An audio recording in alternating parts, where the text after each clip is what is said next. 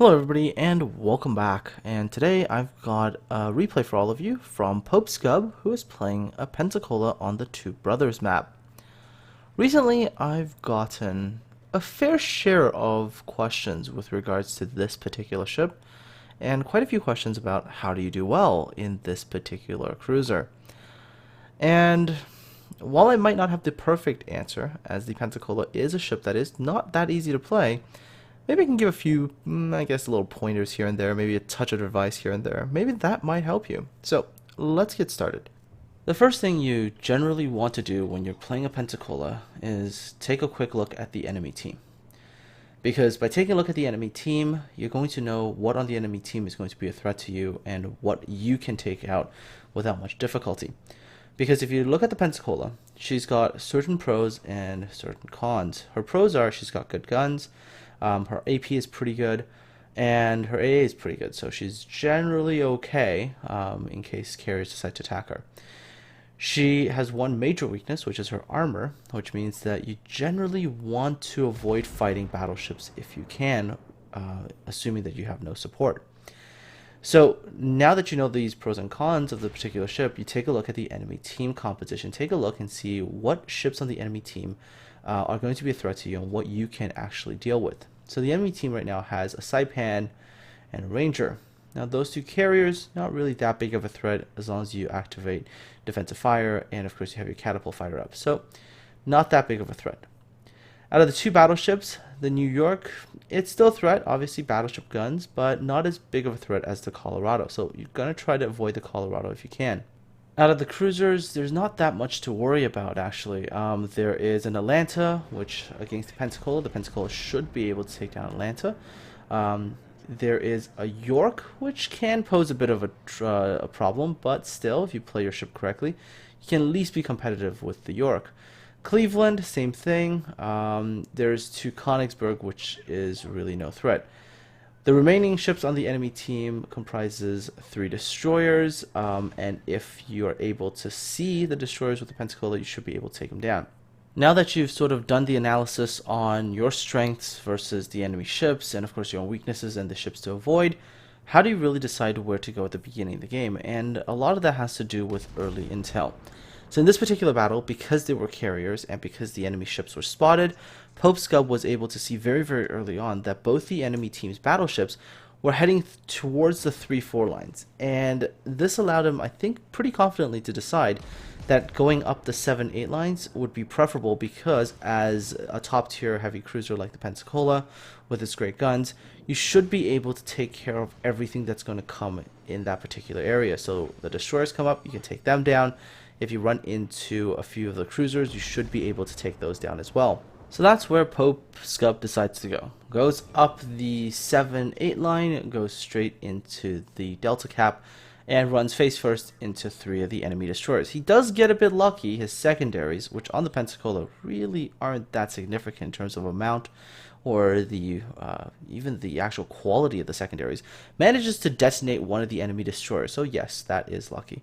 But still, the other 2 enemy destroyers, they were a little bit too aggressive, didn't really have the support, came into this area, got spotted by the carrier, and by the way, the carrier is doing a remarkably good job just keeping planes over these destroyers and keeping them lit. These destroyers are in trouble as they're facing down 2 cruisers and, of course, another destroyer on Pope's team. Of course, somebody else is going to ask the question, well, what if we don't have carriers and we don't get the early intelligence about where the enemy team's ships are going? What do we do then if we happen to be in a Pensacola? And, of course, we want to try to maybe avoid battleships when we're alone, or if we're with a team, at least try to stay safe against enemy battleships and let our battleships engage them. How do we do that if there's no early intelligence? And a lot of that has to do with analyzing the map. Take a look at the Two Brothers map, and take a look at the 2 caps that you most frequently fight at the beginning of a battle. Be Alpha and Delta. Take a look at Alpha and Delta and analyze the potential cover you're going to get when you have to fight in that area. And one of the things you'll notice is that on the Delta cap, there is an island, at least when you're approaching from the south and also from the north. There's sort of 2 islands for cover. For the southern team, which is where PopescuB started from, there's an island for cover at Gulf 7-8. There's also one at around Foxtrot 8-9, somewhere around there. Now, that allows the teams, when they meet at Delta, especially when there's a north-south engagement, to use these two islands to offer a certain degree of cover. When you're playing a cruiser, that cover is going to allow you to stay safe while supporting your team. If you take a look at the Alpha Cap, one of the first things you'll realize is there's cover sort of on the sides, but nothing right down the middle on the 3 line. To really successfully push through the 3 line, assuming that both teams has battleships in that area, you need a really strong battleship push. Pensacola, bit of an easy target for battleships as your armor really can't resist their fire, and if a battleship spots you, they're likely to shoot at you. So with the Pensacola, you might want to try to adopt what was historically the cruiser role, which is engaging destroyers and using your speed and mobility to get to areas that a battleship cannot cover. Especially in this particular battle where the two enemy battleships, the Colorado and the New York, are really slow. The enemy team right now are, well, they've done some good. They've taken 3 of the caps. They have a pretty strong push heading towards C. But this far side over here, where PopescuB is really weak, only protected by this one Königsberg, and there was a destroyer, but the destroyer's run away now. So this Königsberg is going to die pretty quick death. The one thing I wasn't too fond of, what Pope did here, was when he came out against this Königsberg, came out offering a broadside. German cruisers, they can still put out the pain, so might have been better to just come out slowly, bow in, and then wreck the Königsberg with only your front guns. Still, the Königsberg was more worried about something else, so it all played out just fine, and Pope was able to secure a kill. Alright, so the enemy team now have 3 of the caps. They are still at a points deficit, but they do have control of more caps. Right here, Pope could have made one of 2 decisions. One, go south to contest the Charlie cap and engage the enemy ships that are mostly pushing down that way. Or do the smarter thing and just push up to where there's very little resistance. In this case, going straight for B, and Pope does the right thing, heads for the B cap. Cruisers, again, you have to remember your job is not to go and try to fight battleships. Your job is really to maximize your advantages, your speed, your ability to get to places, your ability to overwhelm smaller ships like destroyers, and also to engage other cruisers. And so it's better to take a look at the map, see that, okay, the battleships have pushed somewhere else, they're not really going to be a factor in this particular area, let me slip in behind and let me do my work. And of course, because there is very few enemy ships over here, it's a free cap for Pope. All he's got to do is just sail straight onto cap. There's no opposition, no ships to worry about. Just straight onto cap for the free capture and also a ton of experience. One of the things I'm wondering if any of you have actually noticed during this particular game is that Pope hasn't really played a super flashy game. There's nothing that he's done that's made you go, wow, this is a very amazing play. You've killed like 4 ships all at once, multiple Citadel hits everywhere, and he hasn't done any of that. Has just played a very decent cruiser game. Exploited the advantages of the cruiser, pushed where the enemy was weak, exploited the gaps in the enemy lines, and is going to be very well rewarded. He's going to take this base, and then if you take a look at the map, the enemy's ships are all concentrated where the C cap is, so that means nothing is guarding A. He's going to take this cap, move on to A, capture that, and that is pretty much going to decide the battle for his team, as the enemy team are now all hemmed in at the C cap, and they're pretty much out of ships to really push. As we're approaching sort of this end of this game, I want you guys to do something right now. In your mind, and I can sort of tell you what's going to happen in the next few seconds. Pope is going to run into the 2 remaining enemy carriers, including the Rangers, pretty much going to single-handedly kill the Ranger by himself. The Saipan gets a little bit of a hit there. The Saipan does end up getting killed by him, but most of the damage goes to someone else. So there's a little bit more damage to be had. Takes the Bravo cap, does also take the Alpha cap. How much base experience do you think Pope has gained? Because in a way, I think that base experience is a pretty good indicator of how well you've done in a battle.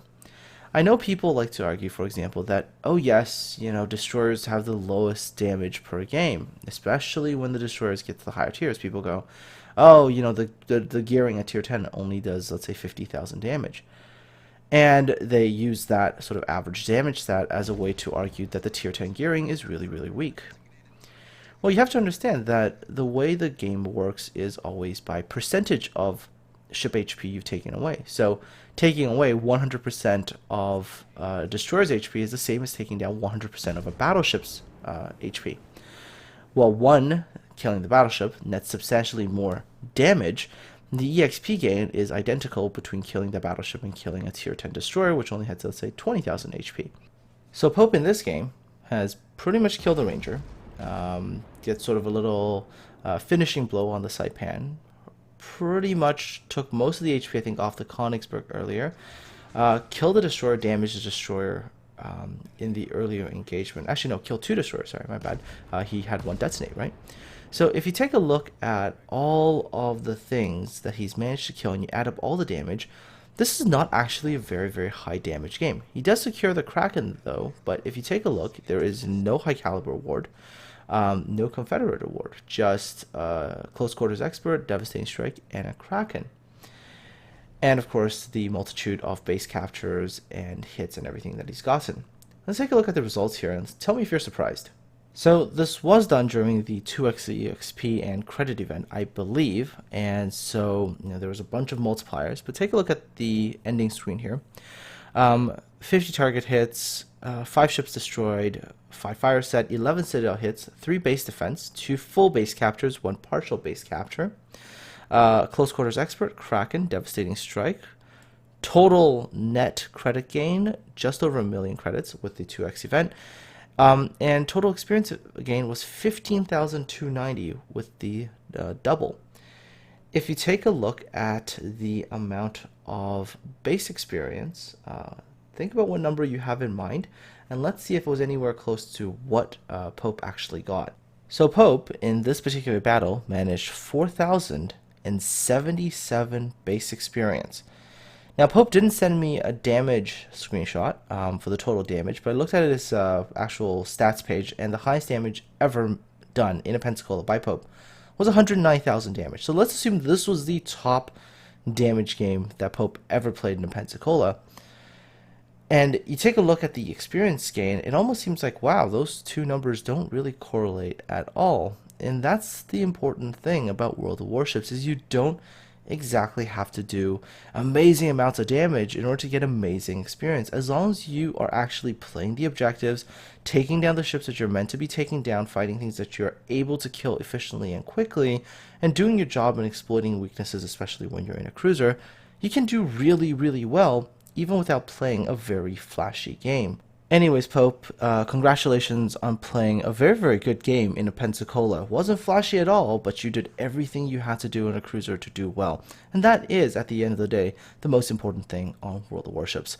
Anyways, folks, hope you have a wonderful evening, and I'm looking forward to talking to all of you again soon. Take care.